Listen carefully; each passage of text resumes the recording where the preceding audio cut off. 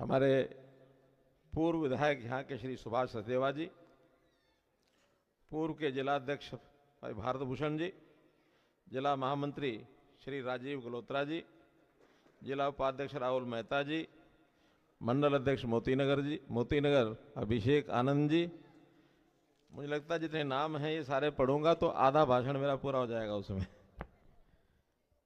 श्री विमल भियाणा जी, श्री के तिवारी जी, हरियाणा से पधारे हमारे पूर्व में मंत्री हरियाणा सरकार श्री सुभाष सुधा जी, युवा मोर्चा के प्रवक्ता श्री गुंजन खेड़ा जी, रिफ्यूजी कॉलोनी संघर्ष समिति प्रधान सुनील चोपड़ा जी, रमन शर्मा जी, प्रदीप वधारा जी, अमित जोली जी, भारत दुप्पड़ जी, राजीव गुप्ता जी, वीणा विरमानी जहन, विपिन जी, कमलीन सचदेवा, एसपी भाटिया, हमारे इस जो कॉलोनी है, इस कॉलोनी के हमारे संघर्ष समिति के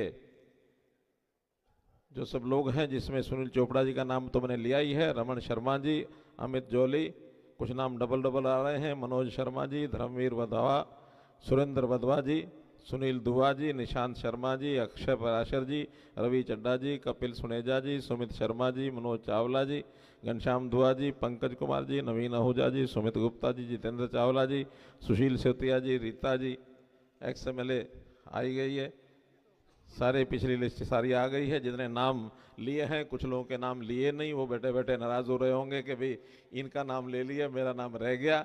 जो नाम ले लिए वो सब जी, जो नहीं लिए वो भी सब जी,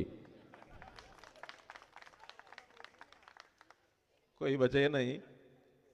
मोतीनगर के हमारे सभी वरिष्ठजन, बुजुर्गों, नौजवान साथियों, माताओं बहनों, हमको पता है कि ये चुनावी सभा है। आज मेरी 5 सभाएं हैं, अभी तीसरी सभा में आया हूं, 2 और जाना है। पता नहीं, जब मैं दिल्ली के कुछ इलाकों में जाता हूं तो मन में कभी कभी गुदगुदी होने लगती है, और सबसे ज्यादा खुशी मुझे आज यहां आके हो रही है।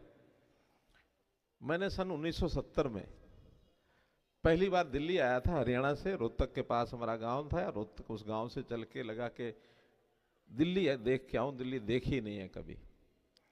और मुझे आज याद आ रहा है कि यहाँ एक नटराज सिनेमा होता था, सामने है, उसके पीछे, अब इसके पीछे तो यही है, और उधर है बसई दारापुर। बसई दारापुर में हमारे गांव के एक सिक्का साहब थे, उनकी डेयरी थी दूध की, याद है? मेरा पहला कदम दिल्ली में पड़ा तो उस जगह पड़ा था, है ना मेरे लिए सौभाग्य की बात।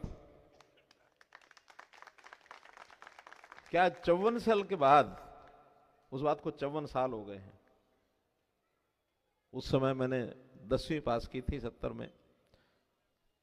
54 साल के बाद आज मैं उस जगह को याद कर रहा हूं जहां मेरा पहला कदम दिल्ली में पड़ा था। तो मेरे लिए बहुत प्रसन्नता की बात है, आज आपके बीच में आया हूं। आपका तो, जितने लोग यहाँ बैठे हैं, आधों का तो जन्म ही बाद का होगा, आधे ही पहले वाले होंगे। तो आपका सबका अभिनंदन करता हूं मैं। भाइयों बहनों, ये अवसर, चुनाव का ये अवसर है, और इस चुनाव के अवसर पर अब जितना समय चुनाव के दिन का बचा है, मात्र 144 घंटे बचे हैं, और इस 144 घंटे में हमको अपना अगला 5 साल का भविष्य लिखना है। और उसमें चेतावनी यही है कि जो 11 साल आपने भुगता है, उस 11 साल के भुगतने वाली जो समय है, उसको याद करके उस पीड़ाओं को अगर भुलाना है तो हमको दोबारा से अपने वो दिन लाने पड़ेंगे जब कभी यहाँ जनसंघ के समय से, भारतीय जनता पार्टी के समय से बीच में 2-2 बार राज यहाँ भी रहा। यहाँ मदन लाल खुराना जी चीफ मिनिस्टर रहे, यहाँ साहब सिंह वर्मा रहे, और भी कोई रहे, सुषमा जी यहाँ 6 महीने वो भी चीफ मिनिस्टर रही हैं। तो उस समय, और न केवल वो समय, आज का भी भारतीय जनता पार्टी की केंद्र में सरकार आज है, अटल जी के समय सरकार बनी, और आज जब से नरेंद्र मोदी जी की सरकार बनी है, देश भर में जहां जहां भारतीय जनता पार्टी की सरकारें हैं वहां क्या क्या लाभ मिल रहे हैं केंद्र सरकारों के, और जहां भारतीय जनता पार्टी की सरकार नहीं है वहां भी दो तरह की सरकारें हैं जहां नहीं है। एक तो ऐसे हैं जो बिल्कुल ऐसा जैसे एक छुआछूत का मामला बना रखा हो ना, कि हम तो केंद्र सरकार के साथ बिल्कुल संपर्क करेंगे नहीं। काम तो सबको मिलकर करना होता है, भारत सरकार को भी करना होता है, प्रदेश की सरकार को भी करना होता है। लेकिन ये दिल्ली की सरकार, ये केजरीवाल साहब, अभी थोड़ी देर साहब कहूंगा, बाद में कुछ और कहूंगा, अंत में कहूंगा ज्यादा ठीक। और एक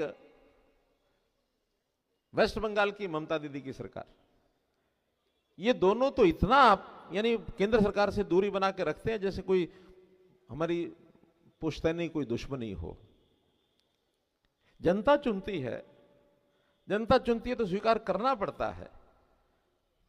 केंद्र में किसी की सरकार हो, प्रदेश में किसी की सरकार हो, सरकार बनाने से पहले सब कोशिश सबको करनी होती है, लेकिन सरकार बनने के बाद तो जनता की भलाई यही जो है महत्वपूर्ण होती है। मैं तो चूंकि स्वयं हरियाणा में 10 साल मुख्यमंत्री, 9.5 साल मुख्यमंत्री रहा हूं, सुभाष सुधा जी गवाह बैठे हैं, सरकार बनने से पहले हमने सबने एक दूसरे को गालियां दी होंगी, लेकिन बन जाए तो सारे समाज की सरकार होती है। हमारे प्रत्याशी आ रहे हैं, आइए खुराना जी आइए।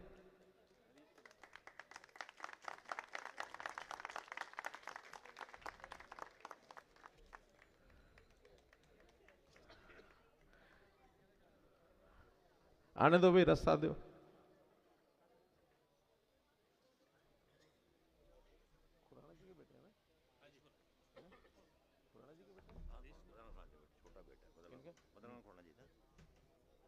अरे जी,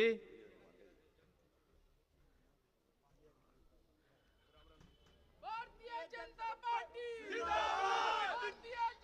प्रत्याशियों की व्यस्तता को देखते हुए सब फ्री है। चलो, तो मैं ये कह रहा था कि हमने जब सरकार बनाई, पहली कलम से सभी विधायकों को बुलाकर कहा कि भाई देखो, जनता ने चुन के भेजा है, आप सबको 5-5 करोड़ रुपए विकास कार्य के लिए दिए जाते हैं। सुभाष जी बोलो ठीक है, याद है? नहीं, ये सुभाष सुधा, दो सुभाष जी, क्योंकि मैं गवाही जो है वो हरियाणा सरकार के जो विधायक हैं, मंत्री हैं, उनसे कराऊंगा। दिए थे सबको, और हमारे अपने सुभाष सुधा समेत सबने कहा कि ये क्या किया, अपने विधायक हैं उनको देने चाहिए, बाकी लोगों को क्यों देने चाहिए। मैंने कहा देखो भाई देखो, ये जब तक चुनाव नहीं होते तब तक होता है, वरना नहीं। सबको साथ लेके, लेकिन ये उस समय मुख्यमंत्री बना तो ऐसी दुश्मनी जैसे पुश्तैनी दुश्मनी हो, ये शोभा नहीं देता लोकतंत्र में। मुझे तो मुख्यमंत्री शब्द को कलंकित कर दिया इस खुजलीवाल ने।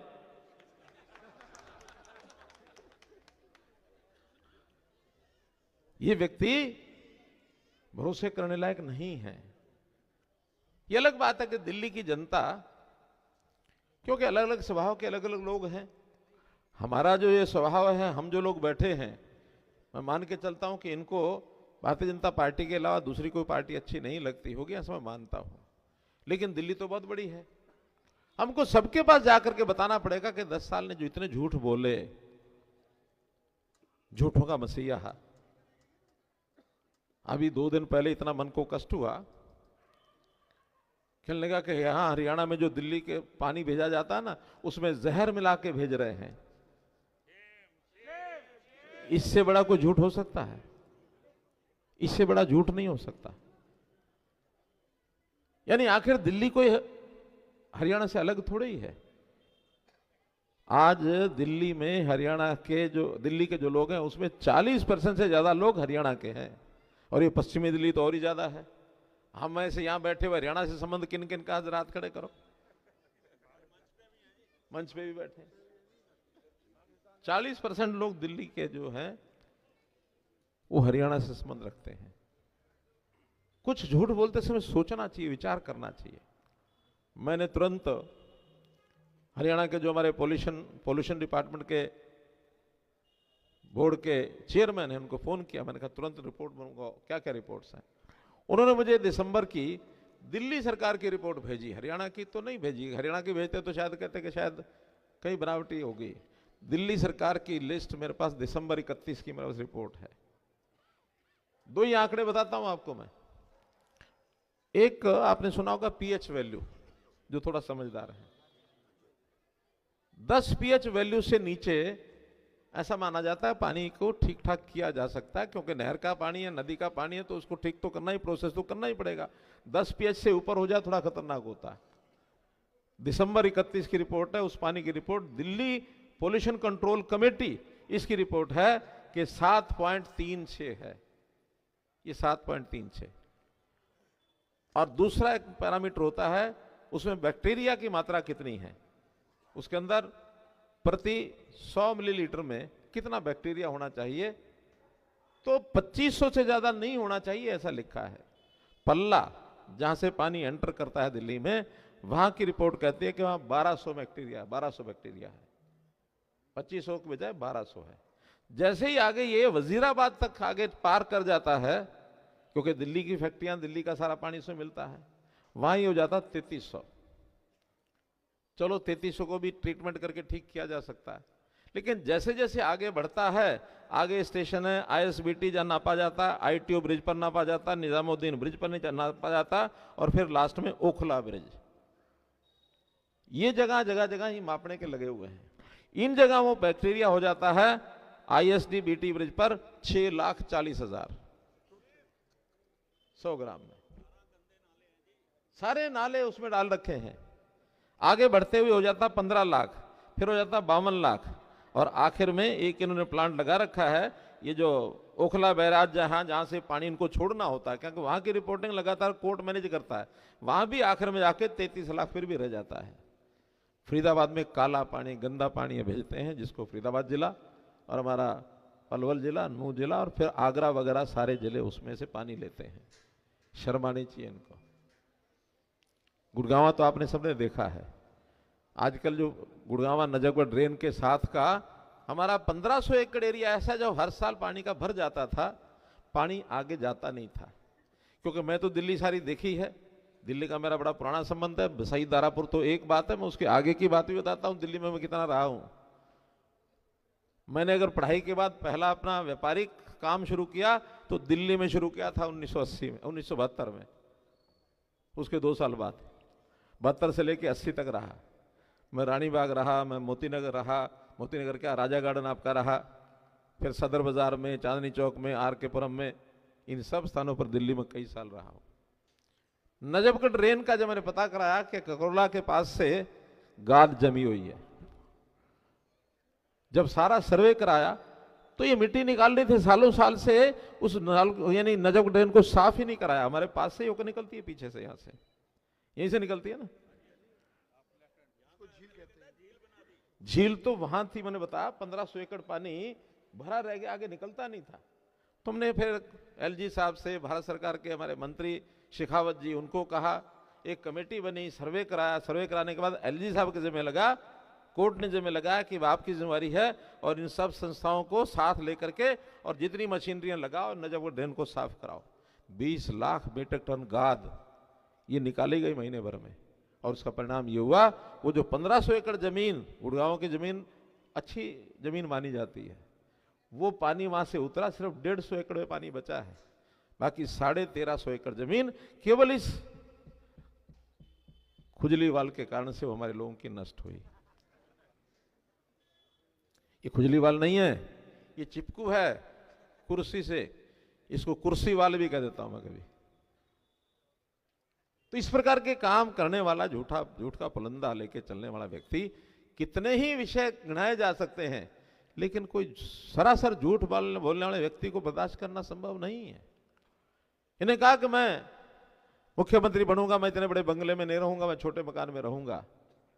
वही बंगला क्या पसंद आया साहब को, और उसके अंदर कालीन, चमाचप, ऐसी मखमली चीजें लगा करके, और 76 करोड़ रुपया उसके रेनोवेशन पर लगा। 76 करोड़ रुपया।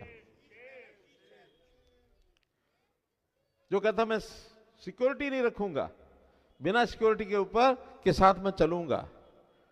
व्यवहारिक बातें करनी चाहिए। उस समय हमें भी लगा है क्या बोल रहा, बिना सिक्योरिटी कैसे चलेगा, कुछ ना कुछ 2-4-5 सिपाही तो होते ही। अब मैं मंत्री हूं, मुख्यमंत्री, पूर्व मुख्यमंत्री, मेरे साथ भी 10-5 लोग आते ही हैं।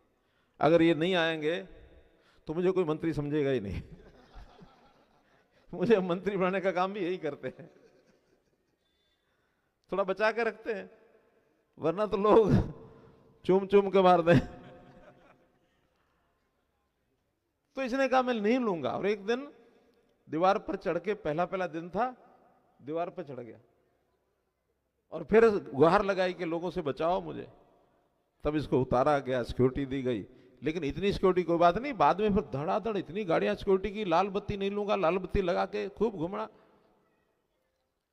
मैं जो है ये करूंगा वो करूंगा, कुछ किया नहीं। अरे इतने झूठ तो नहीं बोलने चाहिए। महाभारत की कथा हमने सुनी है ना। उसमें शिशुपाल नाम से एक पात्र है। शिशुपाल ने जब 100 पाप किए थे तो भगवान कृष्ण ने कहा कि इसको जिंदा रहने का अधिकार नहीं, इसका वध कर दो। शिशुपाल का वध कर दिया। मित्रों, इसके भी 100 पाप से ज्यादा हो चुके हैं। फर्जीवाड़ा, जिसके 100 पाप हो जाए तो शिशुपाल की तरह तो शायद हम ना करें,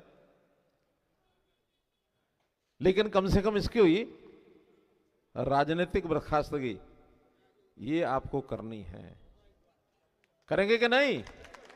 करेंगे कि नहीं? करेंगे कि नहीं? करेंगे।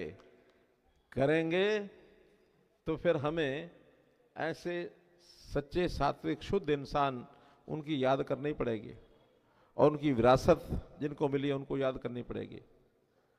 मदन लाल जी खुराना हमारे बहुत आदरणीय नेता थे। उस समय हम संगठन का काम करते थे, समय समय पर उनको मिलना होता था, हमको बताते थे कि हमको भी संगठन के काम करते करते कुछ राज करने में कठिनाइयाँ आती हैं, हम ऐसे ऐसे हल करते हैं। उस समय तो हमें लगा कि हमें क्यों बता रहे हैं, आज वही बातें हमें काम आ रही हैं। शासन करते समय कठिनाइयाँ आती हैं, लेकिन एक शुद्ध सात्विक व्यक्ति, उसने दिल्ली की सेवा की। मेट्रो लाने वाले अगर कोई थे तो मदन लाल खुराना थे दिल्ली में।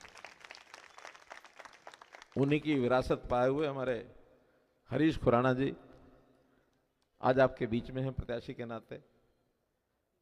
मैं मान के चलता हूं कि मोतीनगर विधानसभा से, इस विधानसभा का नाम मोतीनगर ही है ना, तो मोतीनगर विधानसभा से आप सब लोग मिलकर के भारी बहुमत से इनको जिताएंगे। प्रत्याशी जिताने का संकल्प हम यहां बैठ के कर सकते हैं, लेकिन हमारा लक्ष्य तो इससे बड़ा है। प्रत्याशी मानो एक जीत गए तो एक विधायक से तो काम नहीं चलता। हमारा लक्ष्य तो सरकार बनाना है, और सरकार बनाने के लिए कितने विधायक कम से कम चाहिए? 36 चाहिए। हम ये एक बार इस प्रकार का काम बहुत निकट भूतकाल में कर चुके हैं। मई 2024 में लोकसभा के चुनाव में हमने 7 लोकसभा जीती है कि नहीं दिल्ली की, और उन 7 में अलग अलग विधानसभाओं का जो हिसाब लगाया गया है, 52 विधानसभाएं ऐसी हैं जहां अच्छे मतों से, बहुमत से वो सीटें हमने जीती हैं।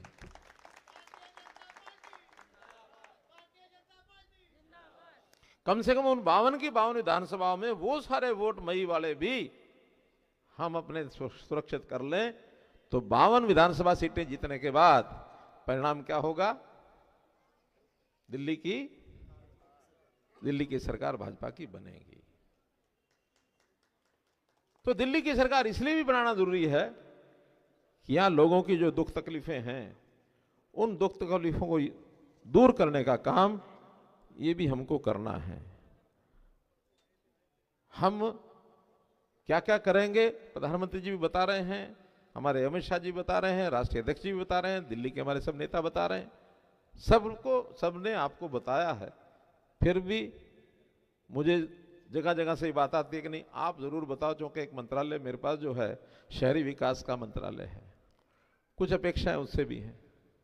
हमने आपस में बातचीत करके दिल्ली की समस्याएं क्या क्या हैं तो जो प्रदेश सरकार के साथ केंद्र सरकार ने मिलकर समस्याएं तय करनी है, हल करनी है, वो 22 तरह की समस्याएं हैं, लेकिन अकेले केंद्र सरकार नहीं कर पा रही है, उसमें प्रदेश सरकार का भी अपना रोल होता है। तो जैसे ही प्रदेश सरकार की कुंजी अपने हाथ में 8 तारीख को आएगी, ये 22 की 22 समस्याओं के ऊपर उसी दिन से काम शुरू हो जाएगा मित्रों। भारतीय जनता पार्टी जिंदाबाद, भारतीय जनता पार्टी जिंदाबाद। ये 1700 कॉलोनियां हैं जिनकी चर्चा की गई। वहां एक अधिकार तो हमको मिला है कि मालिकाना हक तो ले सकते हैं, अभी भी ले सकते हैं, लेकिन लोगों का कहना है कि मालिकाना हक का क्या करेंगे, जब तक वो कॉलोनी नियमित नहीं होती तो मालिकाना हक का क्या करेंगे। हालांकि मालिका हक मिलने के बाद भी काफी लाभ मिल जाता है, कुछ लोगों ने ले भी लिया है। एक 35-40 हजार लोगों ने अपने घरों का नाम अपने नाम करा करके मालिकाना हक करा लिया है, लेकिन ये लाखों मकान हैं और 1700 कॉलोनियां हैं। इन 1700 कॉलोनियों को नियमित करने का काम 9 तारीख से शुरू हो जाएगा और 6 महीने के अंदर करके दिखाएंगे मित्रों। उसमें आपके इलाके की भी कॉलोनियां जरूर होंगी, है ना। लीज वाला देखिए अलग अलग है, 22 समस्याएं जो बताए ना, LNDO भी है, एक उसमें वो है, एक इसमें वो है जो 1947 में लोग जो यहाँ आए थे उनको लीज किए मकान दिए गए थे, वो एक LNDO भी है, एक ये DDA का भी है और एक डबल स्टोरी का अलग से है। चलो यहाँ LNDO का होगा, मैं तो सारी दिल्ली की जो बात कर रहा हूँ, 22 तरह की समस्याएं हैं। और इसमें कुछ एक एफुलेंट कॉलोनीज भी हैं जो अपने आप को कहते हैं हमारी भी उसमें शामिल करके करो, 1700 कॉलोनियां। कुछ मार्केट के अंदर दुकानें सील पड़ी हुई हैं, हजारों की संख्या में, 13,000 दुकानें सील पड़ी हैं। रीसेटलमेंट कॉलोनियां, उनको भी मालिकाना हक देना है। तो मैंने बताया 22 तरह के विषय हैं, मेरे पास हैं, सारे आ गए हैं।